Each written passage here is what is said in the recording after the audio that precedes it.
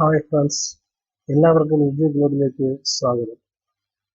ഞാൻ ഇന്നിവിടെ അവതരിപ്പിക്കുന്നത് SCCRT പാഠപുസ്തക ക്ലാസ് പരമ്പരയിലെ രണ്ടാമത്തെ ക്ലാസ്,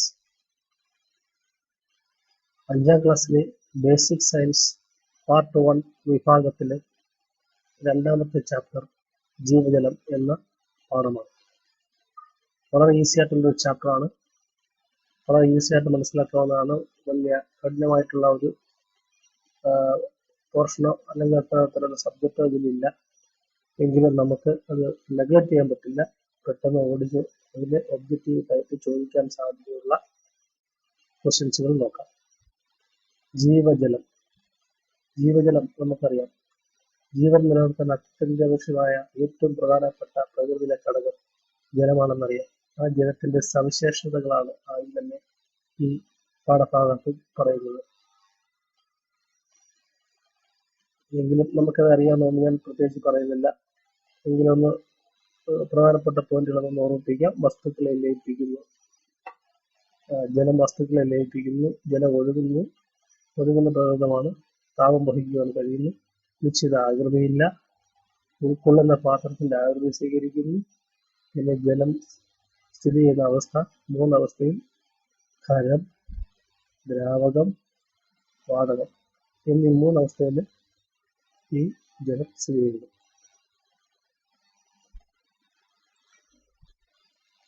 ഓക്കെ, അപ്പോഴ് അടുത്ത വരുന്നത് ഇതിന്റെ അലിയിക്കുന്ന ഒരു സ്വഭാവം അല്ലെ, അതിലെ പ്രധാനപ്പെട്ട പോയിന്റ്സുകൾ നമുക്ക് അറിയേണ്ടിയിരിക്കുന്നു. അതായത് ജലം മറ്റുള്ള വസ്തുക്കളെ അലിയിക്കുന്നു. ജലത്തിന്റെ ഒരു പ്രത്യേകതയാണ്, അത് പ്രകൃതിയിലെ ഈ മിക്കവാറും എല്ലാ ഭാഗത്തിൽപ്പെട്ട വസ്തുക്കളെയും ലയിപ്പിക്കാനുള്ളൊരു കഴിവുണ്ട്.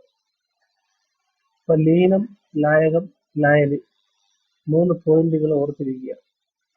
ലീനം എന്നാൽ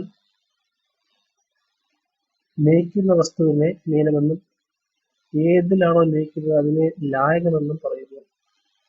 ലീനം ലായകത്തിൽ ലയിച്ചുണ്ടാകുന്നതാണ് ലായനി. മനസ്സിലായല്ലോ? അപ്പൊ ജലം ലായകമാണ്. ജലത്തിൽ ഏത് വസ്തുവാണോ ലയിക്കുന്നത് അത് ലീനമാണ്. അപ്പോൾ ഇങ്ങനെ ഉണ്ടാകുന്ന ആ പ്രോഡക്റ്റ് അല്ലെങ്കിൽ ഉൽപ്പന്നമാണ് ലായനി. പഞ്ചസാര ലായനി നമുക്കറിയാം. പഞ്ചസാര ലീനവും വെള്ളം ലായകവുമാണ്.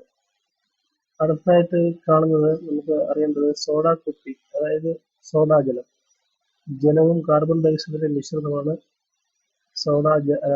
സോഡ വാട്ടർ എന്ന് നമുക്കറിയാം. കുപ്പി കുടിക്കാനായിട്ട് കുപ്പി പൊട്ടിക്കുമ്പോൾ പുറത്തേക്ക് കുമിളകൾ വരുന്നത് കാണാം. ആ ഗ്യാസ് കാർബൺ ഡയോക്സൈഡ് ആണെന്ന് ഓർക്കുക. മത്സ്യങ്ങളും മറ്റു പല ജലജീവികളും വെള്ളത്തിൽ ലയിച്ചു ചേർന്ന ഓക്സിജനാണ് ശ്വസിക്കുന്നത്. അത് ഓർത്തിരിക്കുക. പിന്നെ വരുന്നത് ഈ ജലത്തിന്റെ ഒരു പ്രോപ്പർട്ടി, ഒരു സ്വഭാവം, യൂണിവേഴ്സൽ സോൾവെന്റ് എന്നറിയപ്പെടുന്നു. അതായത് സാർവിക ലായകം എന്ന് അറിയപ്പെടുന്നു. എന്തുകൊണ്ടാണ് ഇതിനെ സാർവിക ലായകം എന്ന് പറയുന്നത്? കൂടുതൽ വസ്തുക്കളെ ലയിപ്പിക്കുന്ന ഒരു ലായകമാണ് ജലം. അതുകൊണ്ട് ജലത്തെ സാർവിക ലായകം എന്ന് പറയുന്നു. പിന്നെ നമുക്ക് ഇതിനകത്ത് കുറച്ച് പിക്ചറൊക്കെ കാണിക്കുന്നുണ്ട്. അത് കുട്ടികളെ മനസ്സിലാക്കത്തക്ക രീതിയിൽ അവർ ലളിതമായി കൊടുത്തിരിക്കുന്നതാണ്. നമുക്ക് സ്കിപ്പ് ചെയ്ത് പോകാം. പിന്നെ പറയുന്നത് ഈ ദ്രാവകത്തെ അല്ലെങ്കിൽ ജലത്തെ അളക്കുന്ന ഒരു ഏരിയ അല്ലെങ്കിൽ യൂണിറ്റ് ഏതാണെന്ന് അത് പറയുന്നതിന് മുമ്പായിട്ട് ഒരു പെട്ടി, അതായത് ഒരു കാർഡ്ബോർഡ് പെട്ടിയുടെ കൂട്ടിക്ക് 10 സെന്റിമീറ്റർ നീളവും 10 സെന്റിമീറ്റർ വീതിയും 10 സെന്റിമീറ്റർ ഹൈറ്റുമുള്ള ഒരു കാർഡ്ബോർഡ് പെട്ടി. ഈ പെട്ടിയുടെ വോളിയം അഥവാ ഉള്ളളവ് എത്രയാണെന്ന് നോക്കുക. ഇതറിയാം, 10 × 10 × 10 നീളം ഗുണം വീതി ഗുണം ഉയരം. അത് 1000 സെന്റിമീറ്ററാണ് കൊടുത്തത്. 1000 സെന്റിമീറ്റർ ആണെന്നറിയാം. അതായത് 1000 ഘന സെന്റിമീറ്റർ എന്ന് പറയും. ഈ ഘന സെന്റിമീറ്റർ എന്ന് പറഞ്ഞാൽ ഒരു അനുപാതം കാര്യം പറയാം.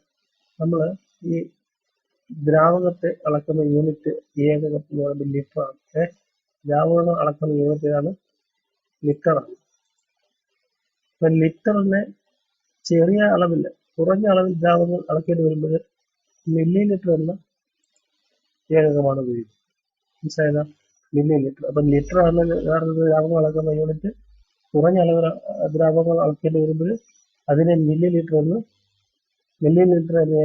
ഉപയോഗിച്ചാണ് അളക്കുന്നത്. അപ്പൊ ഇവിടെ അറിഞ്ഞിരിക്കേണ്ടത്, ഞാൻ കാർബൺ കുട്ടിയുടെ വോളിയം പറഞ്ഞല്ലേ, 1000 ഘന സെന്റിമീറ്റർ. ഇവിടെ 1 ഘന സെന്റിമീറ്റർ എന്ന് പറഞ്ഞാൽ 1 മില്ലി ലിറ്റർ ആണെന്ന് അർത്ഥം. അപ്പൊ 1000 ഘന സെന്റിമീറ്റർ എന്ന് പറഞ്ഞാൽ 1000 മില്ലി ലിറ്റർ ആണ്. 1000 മില്ലി ലിറ്റർ എന്ന് പറഞ്ഞു കഴിഞ്ഞാൽ 1 ലിറ്റർ ആണ്, അത് നമുക്കറിയാം. അപ്പൊ 1000 ഘന സെന്റിമീറ്റർ എന്ന് പറഞ്ഞാൽ 1 ലിറ്റർ ആണ് എന്ന് പഠിക്കുക. പിന്നീട് വരുമ്പോൾ ഈ ചാപ്റ്ററിൽ ജലസമ്പത്ത്, ഭൂമിയുടെ ജലസമ്പത്താണ്. ഭൂമിയുടെ ഭൂരിഭാഗവും ജലസമ്പത്താണ്. അതായത് ഈ ഭൂപടം കണ്ടാൽ, നമ്മൾ ഈ ഭൂമിയുടെ ഈ ചിത്രം കണ്ടാൽ, ഈ ഗ്ലോബിന്റെ പടം അല്ലേ കണ്ടു കഴിഞ്ഞാൽ ഈ നീല നടത്തി കാണുന്ന എല്ലാം സമുദ്ര ജലത്തെയാണ് കാണിക്കുന്നത്. അപ്പൊ ഭൂമിയുടെ 2/3 ഭാഗവും എന്താണ്? ജലമാണ്. ഭൂമിയിലുള്ള ജലത്തിന്റെ ബഹുഭൂരിഭാഗവും സമുദ്രജലമാണ്. പിന്നെ അതിന്റെ അളവ് പഠിക്കുക. ശുദ്ധജലത്തിന്റെ അളവും സമുദ്രജലത്തിന്റെ അളവും. ഈ നീല കാണിക്കുന്നത് സമുദ്രജലം. ഇതിന്റെ അളവ് ഭൂമിയുടെ ജലത്തിന്റെ എത്ര ശതമാനം നോക്കാം. 96.5% സമുദ്രജലമാണ്. ഭൂമിയുടെ ജലത്തിന്റെ 96.5% സമുദ്രജലമാണ്. എന്നാൽ ശുദ്ധജലമോ വെറും 3.5% മാത്രമേ ഉള്ളൂ ശുദ്ധജലം. അപ്പൊ ഓർത്തിരിക്കുക, 3.5% ശുദ്ധജലം, 96.5 സമുദ്രജലം. ഓർത്തിരിക്കുക. സമുദ്രജലത്തിൽ ഉപ്പിന്റെ അളവ് കൂടുതലായതിനാൽ സാധാരണ ഉപയോഗങ്ങൾക്ക് അനുയോജ്യമല്ല. കിണറുകൾ, കുളങ്ങൾ, തടാകങ്ങൾ, പുഴകൾ തുടങ്ങിയ ശുദ്ധജല സ്രോതസ്സുകളിലെ ജലമാണ് നമുക്ക് ഉപയോഗിക്കാൻ കഴിയുന്നത്. സിമ്പിൾ, നമുക്കറിയാവുന്ന കേസ്. താഴേക്ക് വരുമ്പോൾ ജലമലിനീകരണത്തെ കുറിച്ചാണ് അവർ പറയുന്നത്. ഈ ചിത്രത്തിൽ നിന്ന് നമുക്കറിയാം. നമുക്ക് ഇതിനെക്കുറിച്ച് ഡീറ്റെയിൽസ് ഒന്നും ഇല്ലാത്ത ചർച്ച ചെയ്യേണ്ട ആവശ്യമില്ല. കാരണം നമുക്ക് ഈ മലിനീകരണം എങ്ങനെ ഉണ്ടാകുമെന്ന് അറിയാവുന്ന കാര്യമാണ്.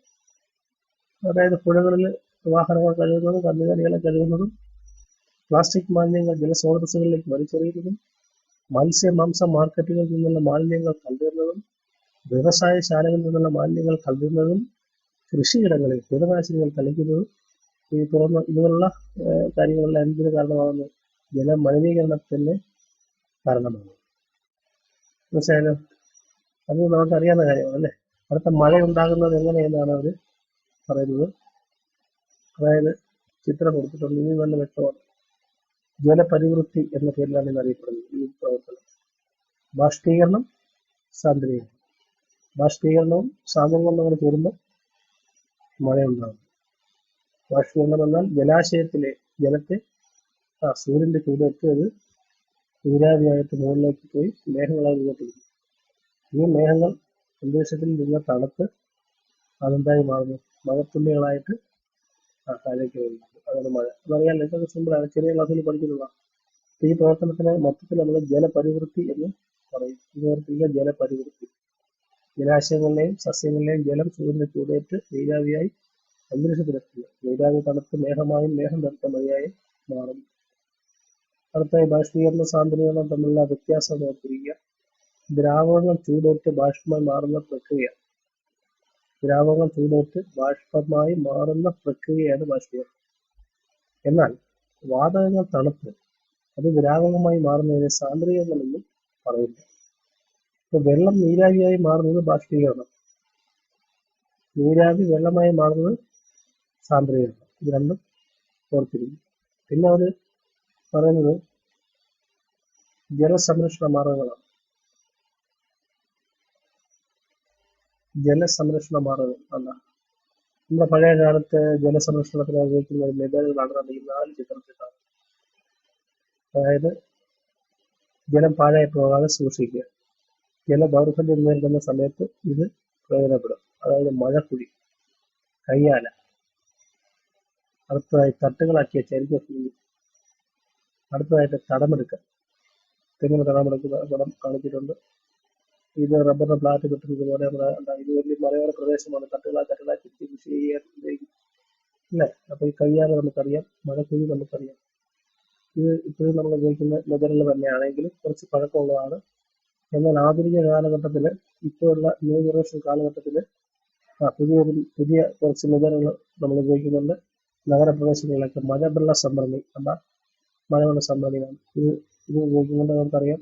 അതുപോലെ കിണറിലേക്ക് റീചാർജ് ചെയ്യുന്ന സിസ്റ്റം, അതായത് മഴവെള്ളം കിണറിലേക്ക് നമ്മൾ കൊടുക്കുകയാണ്. ബാറ്ററി റീചാർജ് ചെയ്യുന്നത്, ഇതിന് പറയുന്ന പേര് കിണർ റീചാർജിങ് മെതഡെന്ന കിണർ റീചാർജ് ചെയ്യുന്ന രീതിയാണ്. ഇതും മഴവെള്ളത്തെ സംരക്ഷിക്കുന്ന അല്ലെങ്കിൽ ജലത്തെ സംരക്ഷിക്കുന്ന ഒരു മാർഗമാണ്. അതുകൊണ്ട് അടുത്തൊരു മെതഡാണ് സിൽക്കോളിൻ ജലസംഭരണി. ഈ ചിത്രത്തിൽ വിശദമായിട്ട് കാണിച്ചിട്ടുണ്ട് സിൽക്കോളിൻ ജലസംഭരണി. അപ്പം മഴവെള്ള സംഭരണി, സിൽക്കോളിൻ ജലസംഭരണികൾ, കിണർ റീചാർജിങ് തുടങ്ങിയ പുതിയ ജലസംഭരണ രീതികൾ ഇന്ന് നിലവിലുണ്ടെന്ന് മനസ്സിലാക്കുക.